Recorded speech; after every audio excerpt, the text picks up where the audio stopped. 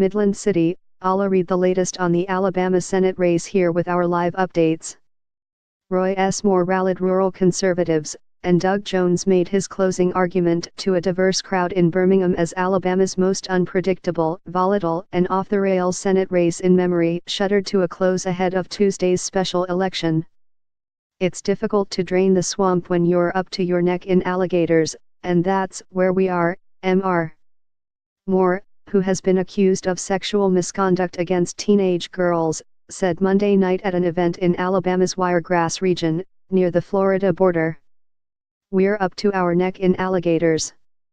We're up to the neck in people that don't want change in Washington, D.C. Along with the theatrics of the last day, the state, by turns energized and exhausted, faced a barrage of television ads, conflicting polls, presidential tweets, and last-minute pleas. But on the eve of the vote, with huge implications for both parties and for President Trump, the blur of campaign tactics did little to clarify the contest's trajectory. The Alabama Secretary of State, John H. Merrill, said he expected a modest turnout of 20 to 25%. It was about 64% in the 2016 presidential election. Local officials have reported an unusually high number of requests for absentee ballots, but Democratic and Republican strategists said it was exceptionally difficult to predict who, exactly, would ultimately cast votes in a rare mid-December special election. And so with turnout the biggest riddle, both Mr. Jones and Mr. Moore scrambled Monday to shore up support where they could.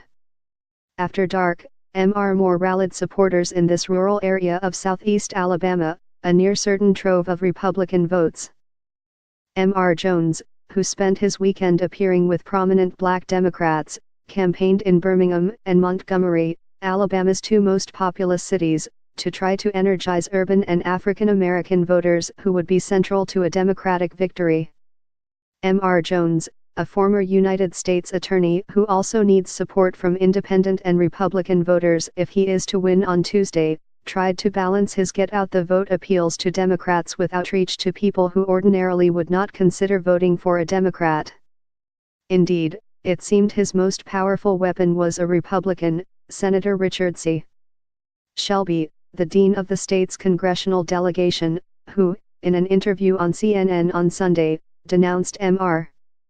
Moore and declared that Alabama deserves better.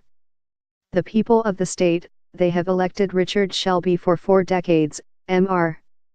Jones said of the senator, who has said he wrote in a distinguished Republican rather than vote for Mr.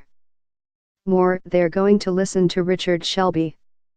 Mr. Jones also earned an implicit boost, of a sort, from Condoleezza Rice, the Republican former Secretary of State and an Alabama native. In a statement issued by her office on Monday afternoon, Ms. Rice called on Alabamians to reject bigotry, sexism, and intolerance and insist that our representatives are dignified, decent and respectful of the values we hold dear. While Ms.